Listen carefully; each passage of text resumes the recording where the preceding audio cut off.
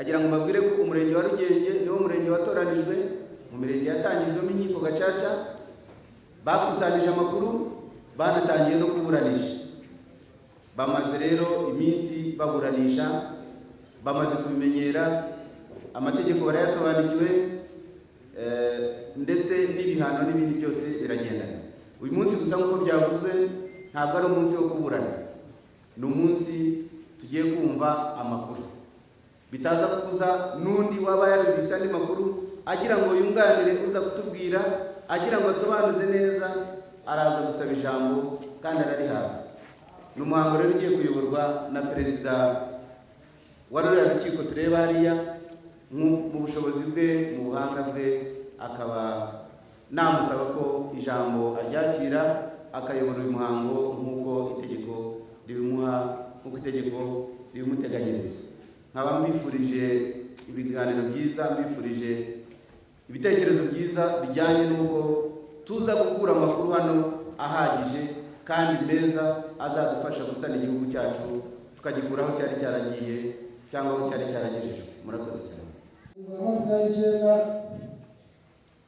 Kwitabira imirimo y'inkiko gacaca ni itegeko kuri buri munyarwanda. Umuntu wese udatanze cyangwa aze gutanga ubuhamya ku byo yabonye cyangwa azi, kimwe n'ubeshyira ubuhamya atanze, akurikiranwa n'urukiko gacaca n'umutawe, ahanishwa igihano cy'igifungo cyo kuva ku mezi 3 kugeza ku mezi 6. Iyo habaye isubiracyaha, uregwa ahanishwa igihano cy'igifungo cyo kuva ku mezi 6 kugeza ku mwaka. Afatwa nk'udatanze ubuhamya ku byo yabonye cyangwa azi, umuntu wese bigaragaye ko yari afite ibyo azi ku kibazo runaka abandi bagaragaje, ahari akicecekera ntagire icyo abivugaho.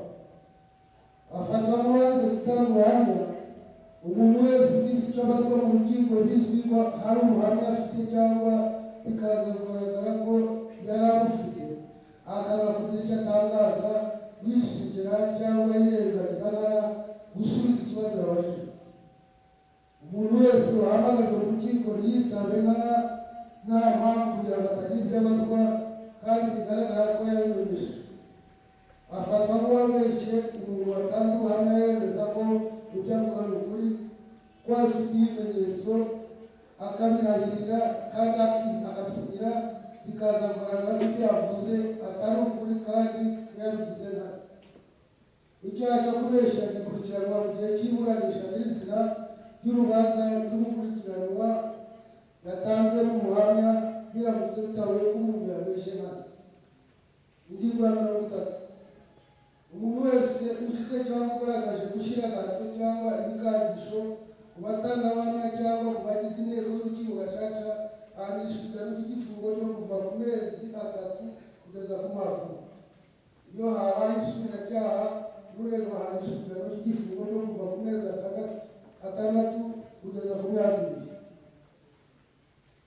Bifatwa no gushyira agahato ku rukiko ikintu cyose kigamije gukoresha urukiko ibyo bitagambiriye bigaragarira mu bikorwa, mu magambo cyangwa mu myitwarire iterabwoba inteko, kandi bigaragara ko inteko itabyubahirije bamwe mu bayigize cyangwa yose bishobora kuyiviramo kugizwa nabi. Uko byagaragaye ko General Major Munyakazi, kugira ngo icyo gihe yarakiri majoro, yayoboraga abajandarume bari kuri Sainte Famille. Rutabana ni umwe mu baturage bahunze imirwano ku Gisozi, we na bagenzi be rero baraje bashinga umutwe wabo kuri Sainte Famille bafite imbunda. Urumva ni abaturage bari bafite imbunda, bashyiragaho za bariyeri zigatangira abantu, abandi zikabica. Abo ni ababaga bahungiye mu kiliziya imbere muri Sainte Famille. Twagira ngo rero adusobanurire imikoranire ye na Rutabana, uburyo iyo mitwe yombi yari kuri Sainte Famille kandi abantu bicwa buri munsi. Icyo nicyo twashakaga, twamuhamagaye nk'umuntu uje gutanga ubuhamya muri urwo rubanza, ntabwo twamuhamagaye nk'umuntu uje kubura. kubera rero ko ubutumire twabwohereje bukageraho butinze, we akaza kwisabira ko hari ubuhamya ashobora gutanga mu rwego rw'akarere ka Nyarugenge, ndumva twamuha ijambo. Gusa wenda abandi bazamukenera mu tugari nabo bazamutumira ku giti cyabo. Tudatinze rero mwumva twamuha ijambo akagira icyo atubwira, ariko mbere yuko agira icyo atubwira, atubwire ku bintu bitatu.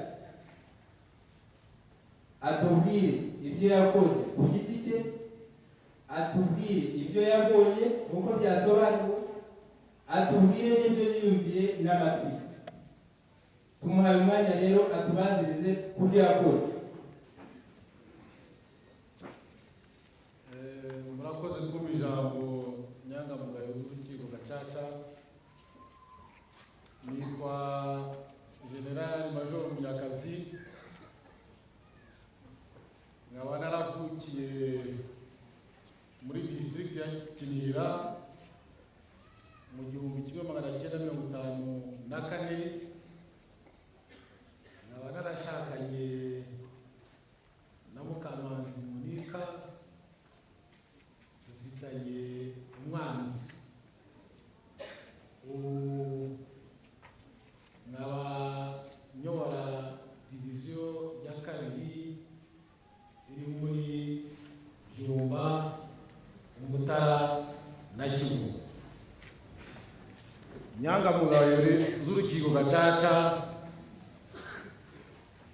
nagira ngo bashimira akanya mumbaye kugira ngo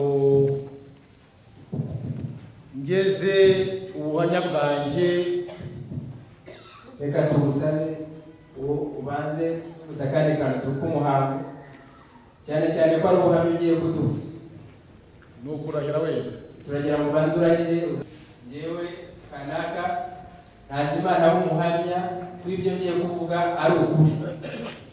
Njyewe General Major Munyakazi Ntazimana umuhamya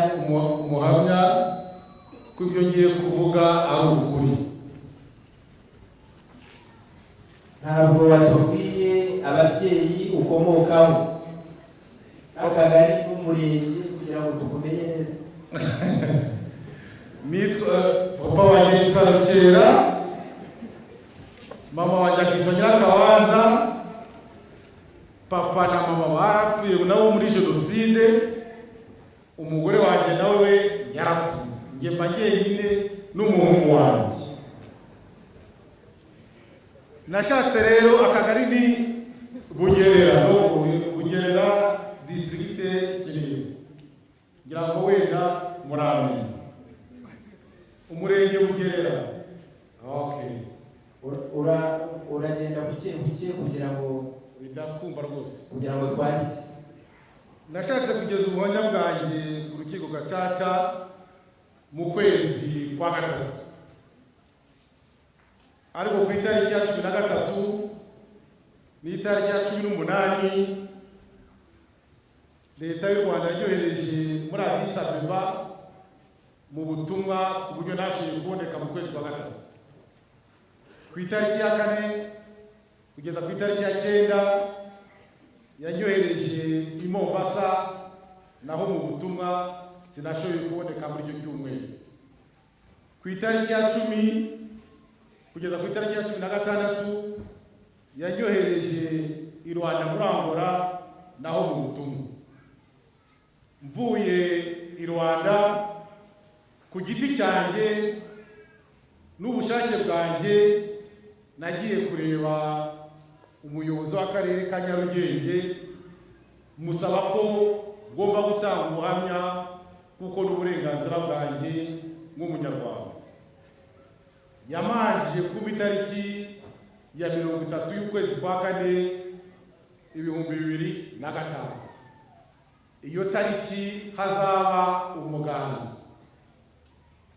Niho yambwiye yuko nzatanga ubuhamya bwanjye ku itariki ya 7 y'ukwezi kwa 5. icyo gihe tuganira nawe ubwe ku giti cye yibereye hano, nta butumwa bw'urukiko nari narigeze mbona, nuko ari njye wabyishakiye ku giti cyane. Niyo mpamvu ku itariki ya 6 y'ukwezi kwa 5 yanyandikiye ibaruwa, ndayifite hano, ashingira ku yo namwandikiye, asaba yuko uyu munsi nza gutanga ubuhamya bwanjye nk'umunyarwanda. Muri ubu buhamya bwanjye ndagira ngo mbabwire muri makeya imirimo nakoze hagati y'itariki ya 1 y'ukwezi kwa 10 1990 kugeza muri 31 y'ukwezi kwa 12 1994.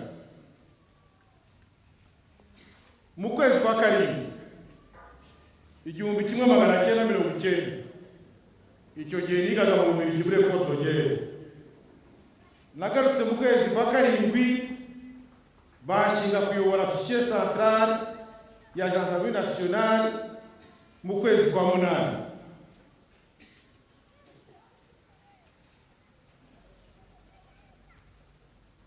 Ku itariki ya 1 nk'uko mubizi, intambara niho yateye yo kubohoza u Rwanda. Ku itariki ya 29 y'ukwezi kwa 3 1991 hagiyeho akoro, amasezerano ya Sere.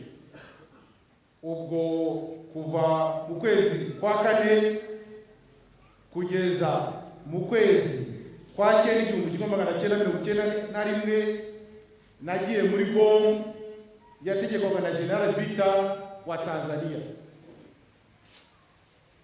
Mu kwezi kwa 9 1991 kugeza mu kwezi kwa 2 1992 nagumye muri GOM yayoborwaga n'umukoloneli waturutse muri Zaire.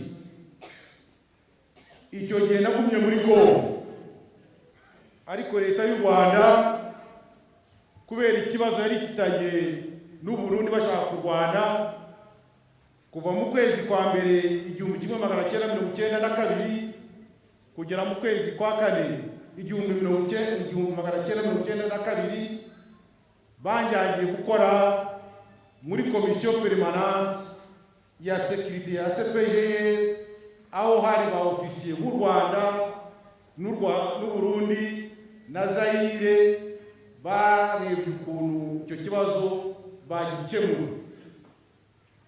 Kuva mu kwezi kwa 4 1994 kugeza mu kwezi kwa 8 nagumye muri iyo komisiyo, nguma no muri GOM, ariko njya no muri état-major mu biro bya 3 arimo muri icyo gihe akazi. Icyo gihe nk'uko mubizi, mu kwezi kwa 7 habayeho amasezerano ya Arusha. Nahise kuva mu kwezi kwa 8 kugera ku itariki ya 30 y'ukwezi kwa 10 1993 njya muri GOM ya mbere na GOM ya kabiri yari iyobowe na General Opare ukomoka muri Nigeria. Kuva mu kwezi kwa 11 1993 kugera ku itariki ya 4 1994 nari komanda Kamuhima na komanda Groupe Mobile yari muri Kamuhima bita komanda Groupe Mobile Kigali. Kuva ku itariki ya 4 y'ukwezi kwa 7 1994 navuye mu mujyi mungira muri Zaire muri Sud Kivu, aho nabaga